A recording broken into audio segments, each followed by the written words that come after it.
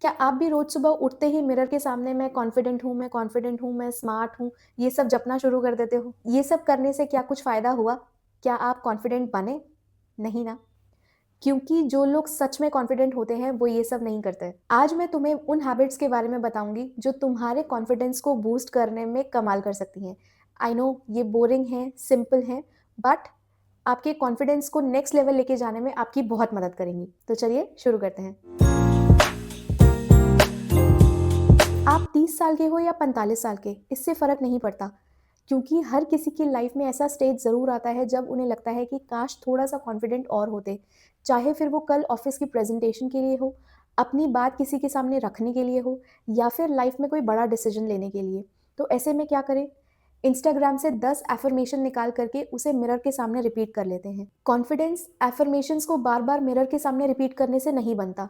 Confidence बनता है उन डेली की छोटी-छोटी हैबिट, उन डेली की छोटी-छोटी प्रैक्टिसेस से, जो कॉन्फिडेंट लोग चुपके से कर रहे हैं और किसी को पता भी नहीं है।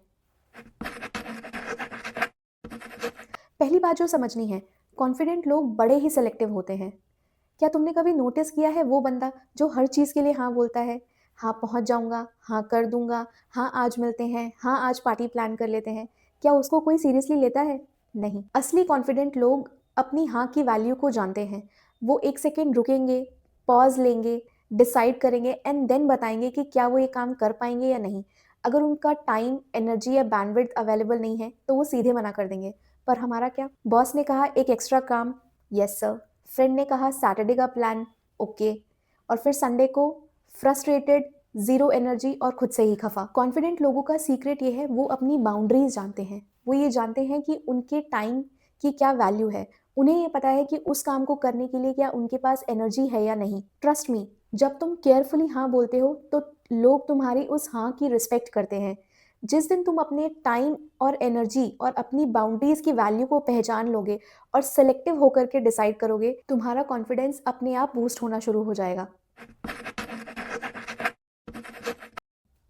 अब ये सुनने में थोड़ा-सा वियर्ड लगेगा, पर कॉन्फिडेंट लोग फेल होने से नहीं डरते। नहीं, वो डेलिबरेटली फेल नहीं होना चाहते, पर जब वो फेल हो जाते हैं, तो उनका रिएक्शन थोड़ा-सा अलग होता है। एक एग्ज़ाम्पल से समझाती हूँ। तुमने ऑफ़िस में एक आइडिया पिच किया और वो आइडिया रिजेक्ट हो गया। नॉर्मल केस में लोग क्या करेंगे? यार मैं भी क्या ही सोच रहा था, मैंने ये आइडिया क्यों ही पिच किया, पता नहीं लोग मेरे बारे में क्या सोच रहे होंगे। लेकिन उसके ऑपोज़िट कॉन्फिडेंट लोग ये सब नहीं सोचते कि लोग उनके बारे में क्या सोचेंगे। वो डेटा पॉइंट्स कलेक्ट करते हैं। वो ये फिगर आउट करते हैं कि वो क्यों फेल हुए और वो इस बात से घबराते नहीं हैं कि वो इस बार फेल हो गए। वो ट्राई करना नहीं छोड़ते। देखो यार, confidence is not always about winning, it is about staying in the game. ये समझो, जो लोग छोटे-छोटे फेलियर्स को लेकर के ओवरथिंक करते हैं, एट लास्ट वो ट्राई करना ही बंद कर देते हैं। हमें लगता है कि सक्सेसफुल लोग फर्स्ट अटेम्प्ट में ही सक्सीड हो जाते हैं, पर नहीं, ऐसा सच नहीं है। हो सकता है वो 10 बार फेल होने के बाद 11th बार में सक्सीड हुए हों। पॉइंट इज़ कि क्या उन्होंने ट्राई करना बंद किया? नहीं। वो लोग ट्राई करते रहते हैं, डेटा पॉइंट्स कलेक्ट करते हैं, अपने आप को इम्प्रोवाइज़ करते हैं, पर हार नहीं मानते। नेक्स्ट टाइम जब कुछ गलत हो जाए या कोई काम नहीं बने, तो अपने आप से ये कहना मत भूलना, at least I tried, I can improvise next time. ये वाला सबसे डिफ़िकल्ट है, क्योंकि ये हम सबके साथ होता है। इंस्टाग्राम ने हम सबकी लाइफ़ को कंपैरिज़न मोड पर ला कर के छोड़ दिया है। शर्मा जी का बेटा दोबारा प्रमोशन ले गया, कॉलेज फ्रेंड की शादी के फ़ोटोग्राफ्स आ गए, या फिर नेबर ने एक नई कार खरीद ली और सडनली अपनी लाइफ़ बेकार लगने लगती है। पर कॉन्फिडेंट लोगों का सीक्रेट, वो दूसरे लोगों के साथ अपनी लाइफ़ कंपेयर नहीं करते। मैं ये नहीं बोल रही कि they are not aware, they are aware, but उनका कंपैरिज़न किसी और के साथ नहीं, पर खुद से है। वो ये मेजर करते हैं कि क्या उनकी परफॉर्मेंस कल के मुकाबले आज अच्छी है या नहीं। शर्मा जी के बेटे के साथ आपको अपने आप को कंपेयर करने की ज़रूरत नहीं है, क्योंकि उसकी जर्नी अलग है और आपकी जर्नी अलग है, and that's the whole game. और कॉन्फिडेंस का यही फाउंडेशन है। जिस दिन तुम ये समझ लोगे कि तुम्हारा कंपटीशन सिर्फ खुद से ही है, तुम कभी भी इम्पोस्टर सिंड्रोम के शिकार नहीं बनोगे। तुम्हें ये नहीं लगेगा कि मैं काफ़ी नहीं हूँ। तुम्हें पता है तुम मेहनत कर रहे हो, तुम ग्रोइंग हो, और यही काफ़ी है।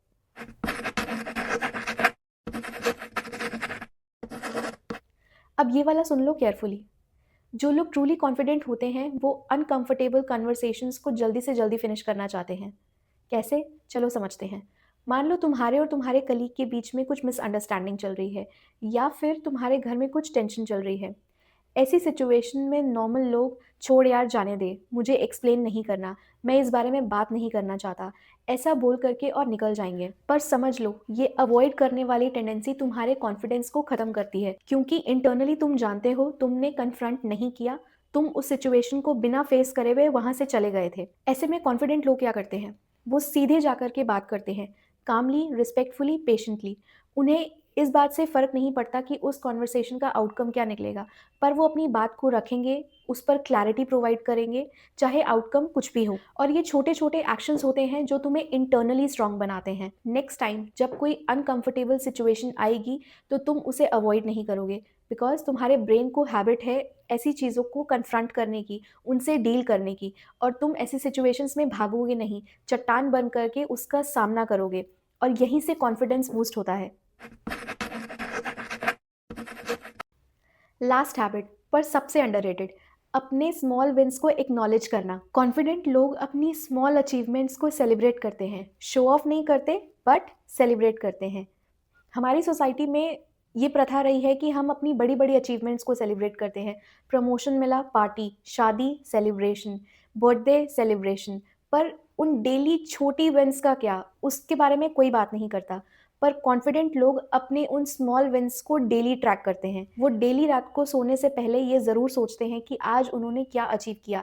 वो एक टफ ईमेल, वो एक डिफ़िकल्ट कन्वर्सेशन, वो एक इम्पॉर्टेंट डेडलाइन जो उन्होंने आज मीट कर ली। क्योंकि जब तुम अपने रेगुलर विन्स को डेली एक्नॉलेज करते हो, तुम्हारा ब्रेन ये समझने लगता है कि तुम कैपेबल हो, तुम कर सकते हो।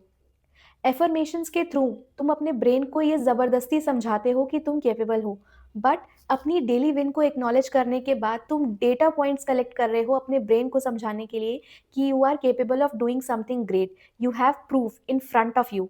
और इसका कंपाउंडिंग इफेक्ट उन एफर्मेशन से कहीं ज़्यादा है। कॉन्फिडेंस मिरर के सामने खड़े होने से नहीं बनता। कॉन्फिडेंस बनता है जब तुम सेलेक्टिवली हाँ और कॉन्फिडेंटली नो कर बोलते हो, जब तुम अपने फेलियर से सीख कर आगे बढ़ते हो, जब तुम्हारा कंपटीशन सिर्फ खुद से ही है, जब तुम उन अनकंफर्टेबल सिचुएशन से घबराते नहीं हो और उसे फेस करते हो, एंड लास्ट, जब तुम अपने डेली विंस को रोज ट्रैक करते हो, उसके लिए ग्रैटिट्यूड करते हो और उसे एक्नॉलेज करते हो। ये सब बोरिंग लग सकता है, पर याद रखना, कंसिस्टेंट लोग ही कॉन्फिडेंट लोग होते हैं। अगर तुम भी अपने कॉन्फिडेंस को बूस्ट करना चाहते हो तो इसमें से सिर्फ एक हैबिट से स्टार्ट करो, सिर्फ 30 दिन के लिए, और मैं तुम्हें गारंटी देती हूँ कि तुम अपने आप में उस चेंज को फील करोगे। अगर तुम्हें ये वीडियो यूजफुल लगा तो प्लीज़ इसे शेयर करना उन लोगों के साथ जिन्हें कॉन्फिडेंस बूस्ट करने की सच में ज़रूरत है। मिलते हैं नेक्स्ट वीडियो में। तब तक खुद पर बिलीव करो, not because someone told you to but because you are building proof every single day. Till then, grow but don't rush it.